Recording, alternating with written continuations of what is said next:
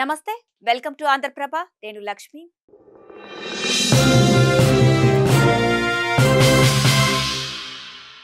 YCP నేతలకు AP deputy CM Pawan Kalyan strong warning ఇచ్చారు. రాజోలు గడ్డ సాక్షిగా ప్రజాస్వామ్యాన్ని గౌరవించని నాయకులను ఎట్టి పరిస్థితుల్లోని ఉపేక్షించనని చెప్పారు.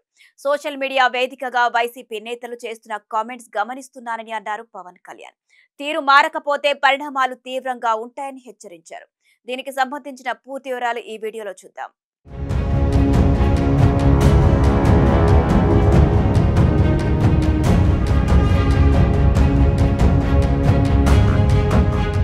అంబేద్కర్ కోనసీమ జిల్లా రాజోలు నియోజకవర్గంలోని శివకోడులో పల్లె పండుగ 2.0 పేరిట ఏర్పాటు చేసిన బహిరంగ సభకు డిప్యూటీ సీఎం పవన్ కళ్యాణ్ హాజరయ్యారు. ఈ సందర్భంగా మాట్లాడిన పవన్ కళ్యాణ్ వైసీపీ నేతలపై తీవ్ర స్థాయిలో విరుచుకుపడ్డారు. ఎన్నికల్లో ప్రజలు బుద్ధి చెప్పినప్పటికీ ఈ రోజుకి వైసీపీ నేతల బూతులు ఏ మాత్రం మారడం లేదు. సోషల్ మీడియాలో ఇంకా బూతులు మాట్లాడుతున్నారు. మళ్లీ చెబుతున్నా, మీరు పిచ్చి ప్రేలాపనలు చేస్తే పర్యావసనాలు చాలా తీవ్రంగా ఉంటాయి. మీరు ఒక పద్ధతిలో మాట్లాడితే సరిదిద్దుకుంటాం. ఇంతవరకు నా సహనం చూశారు, కానీ నా గట్టితనం చూడలేదని పవన్ కళ్యాణ్ హెచ్చరించారు. ప్రజాస్వామ్యబద్ధంగా విమర్శిస్తే కూటమి ప్రభుత్వం తీసుకుంటుందని అన్నారు. అలాగే ఏమైనా తప్పిదాలు ఉంటే సరిదిద్దుకుంటామని చెప్పారు. అంతేకాని ఇష్టారీతిన కామెంట్స్ చేస్తే మాత్రం ఊరుకునేది లేదని అన్నారు. ప్రజాస్వామ్యాన్ని గౌరవించని నాయకులు జనసేనలో ఉన్నా సరే ఉపేక్షించనని తేల్చి చెప్పారు. రాజోలు గడ్డ సాక్షిగా చెబుతున్నారన్న పవన్ కళ్యాణ్ 2029లో అధికారంలోకి వచ్చేస్తామనే వైసీపీ కలలు నెరవేరవని తేల్చి చెప్పారు. అలాగే తనను ప్రేమించే జనాలను వదులుకోవడానికి సిద్ధంగా లేనని అన్నారు. గ్రామ సమస్యలపై నిలదీయాలంటూ ఈ సందర్భంగా యువతకు పవన్ కళ్యాణ్ సూచించారు.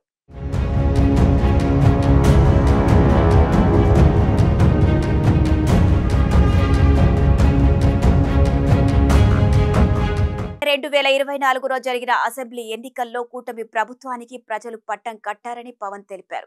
చంద్రబాబు సారథ్యంలోని కొలువు తీరిన కూటమి ప్రభుత్వం గ్రామీణ ప్రాంతాల రూపురేఖలు మార్చేందుకు నడుం బిగించిందని అన్నారు.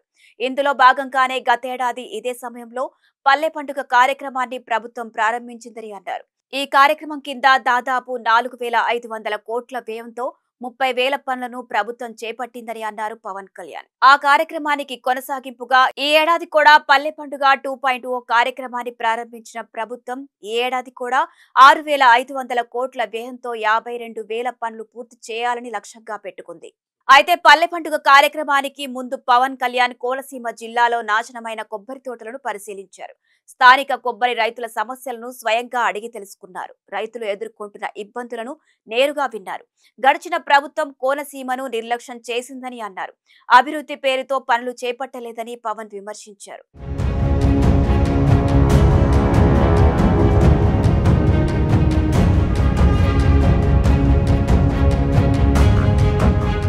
అయితే తన పర్యటన రాజకీయ హడావిడి కోసమో ఓట్ల కోసమో కాదని, రైతుల గలం వినడమే లక్ష్యమని స్పష్టం చేశారు. ఈ సందర్భంలోనే కోనసీమ కొబ్బరి రైతుల సమస్యకు శాశ్వత పరిష్కారం చూపిస్తామని అన్నారు.